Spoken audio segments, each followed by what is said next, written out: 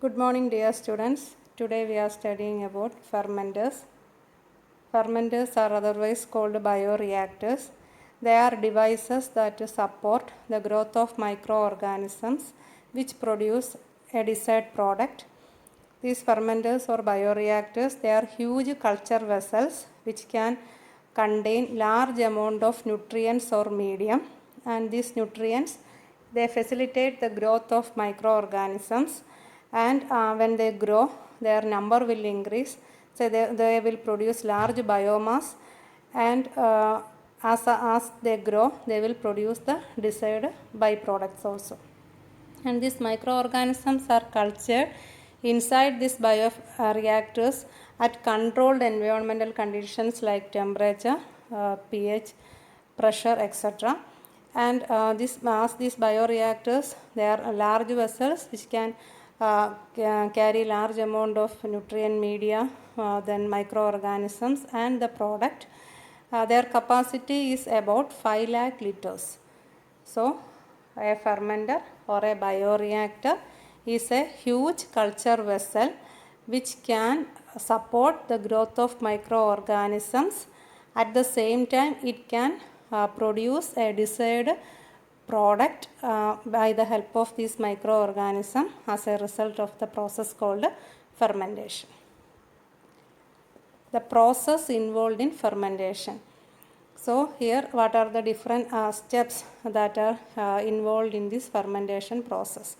So the first step is that in order to get a desired product from a raw material, we have to select a specific microorganism that is capable of manufacturing that desired product from a particular raw material. So first step is the identification of microorganism. And after identifying the microorganism, we have to standardize the culture system in order to get the desired product. So that involves identification of the raw material which can support the growth of microorganism by providing them with carbon source and other nutrients for their growth. And the second thing is that we have to set a ideal chemical as well as physical environmental condition for the growth of the microorganism so as to produce maximum product from it. So this ideal chemical and physical parameters include the temperature, then pH, salinity, then this nutrient level, everything will be there. So we have to properly adjust this fermenter in order to provide the best suitable conditions for their maximum growth. Then another thing is that we have to select the type of bioreactor for getting the maximum yield. So we have to select whether the fermenter should be a submerged one or a solid state one, like that. And above all, we have to think of a viable process, because we are doing all these things for getting maximum yield, maximum commercial benefit. So all these fermentation steps should be viable and should be cost effective. So that is about the process involved in fermentation. Next is basic design of a fermenter. Here we are studying the components of a fermenter. The first component is motorized stirrers with paddles. This is actually for stirring the media that is present inside the fermenter. So this motorized stirrers with paddles, it will keep the media in the fermenter in constant motion. This ensures that the bacteria that is inside this medium, they are also they are kept in the constant suspension, and it also helps to keep the nutrients and chemicals uniformly distributed. So these motorized stirrers, they act as a stirring device which will help the even distribution of these microorganisms, then these chemicals, all other nutrients inside the fermenter, so that the entire fermentation process can be carried out smoothly, and microorganism can convert each and every raw material, or it can utilize each and every nutrients and produce maximum biomass, and it can utilize this raw materials and convert it into the suitable products. So this motorized stirrers ensure the even distribution of these nutrients and microorganisms throughout the fermentation media. Next component is impeller or aerator system. So impeller or aerator system, as the name indicate, aerator system, it will provide sterile oxygen as well as other gases that are needed for the microbial growth inside the fermenter without injuring the cells. So the impeller also helps in mixing the fluid and gases, and it also helps in heat transfer and suspension of solid particles. It maintains the uniform environment inside the fermenter, and it also acts as foam breakers. Sometimes in addition to impellers, foam breakers are also present in fermenter. Some fermenters are without foam breakers, but this impeller can act as a foam breaker, because as these nutrients and the microorganisms are in continuous motion, so the foam formation is very common process inside the fermenter. When the foams are formed, flocculants will be formed, and that will affect the growth of microorganisms. Sometimes it will even kill the microorganism, because the foams will prevent the oxygen mixing.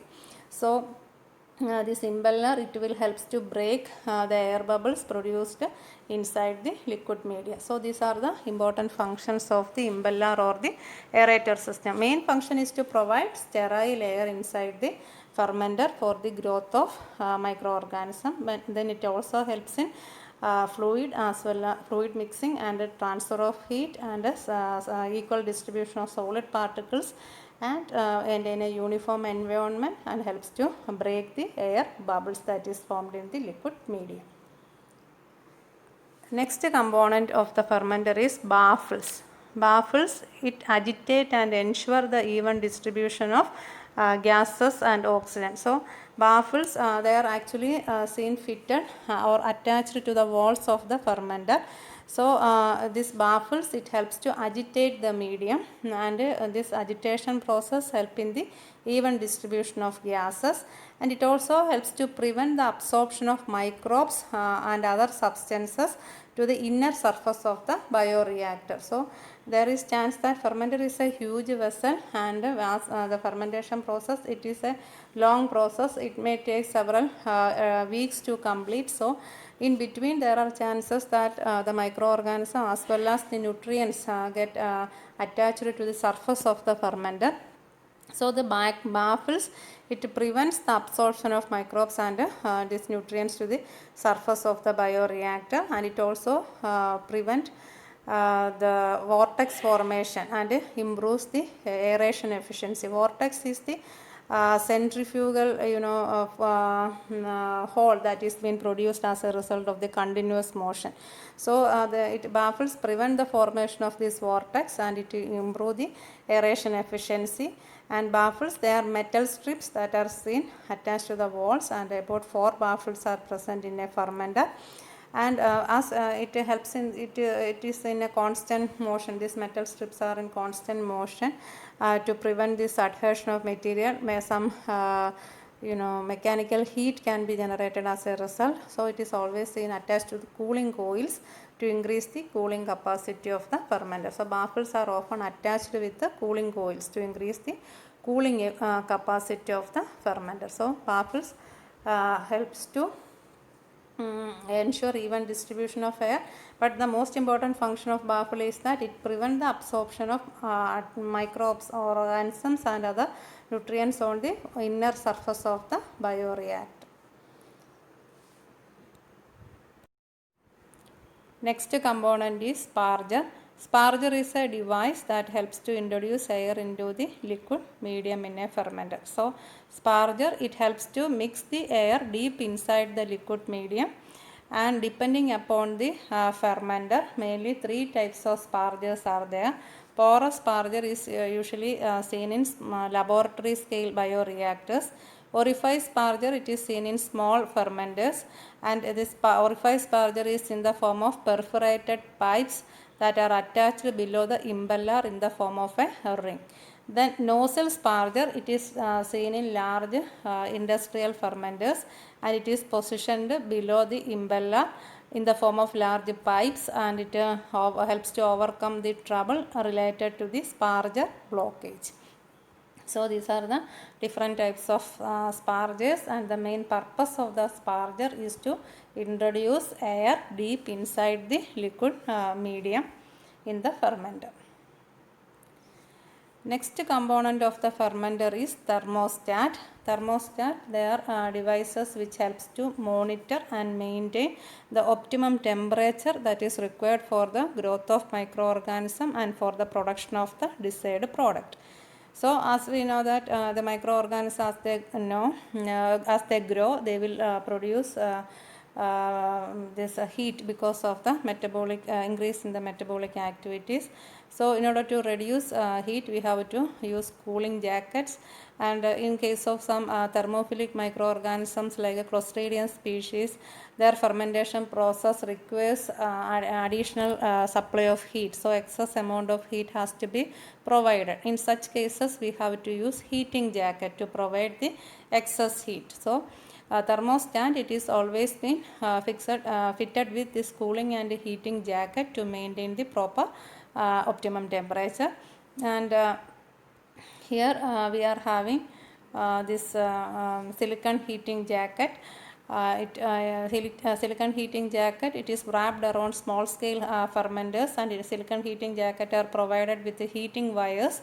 So specific amount of heat will be provided by this silicon heating jacket. And also in case of large fermenters, we are using some internal heating coils for providing the extra heat. And for providing cold water, or for the purpose of cooling the fermenter, the cold water will be circulated through the coil that is been fitted or wrapped around the small fermenters to remove the excess heat. So by using this thermostat, we can monitor the temperature, and the heating coils and cooling coils or the jackets that are attached with this thermostat helps to maintain the temperature that is required for the fermentation process. And next component of the fermenter is the pH controller. So we know that optimum pH is required for the growth of microorganism, and so the fermenter is equipped with a pH controller which helps to control the pH by the addition of some buffer systems. It will maintain a optimum pH. And then next component is safety valve. It will get rid of the excess pressure that will be generated within the fermenter. So in order to protect from the increase in pressure, safety valve is also provided in a fermenter. And next component is biosensors. Biosensors, they are automated sensors which helps to monitor the correct pH. It helps to monitor the correct level of nutrients that are present in the medium. So if as microorganisms grow, the nutrient level get diminished. So the correct level of nutrients at every time inside the fermenter can be monitored by using the biosensors. Then levels of gases such as oxygen, carbon dioxide, etc. can be monitored. Then accumulation of toxic substance produced as a result of metabolism by microbes can be monitored. Then specialized biosensors are there for determining the level of product accumulation. So as and when the product get accumulated, the harvest time can be sensed by using that.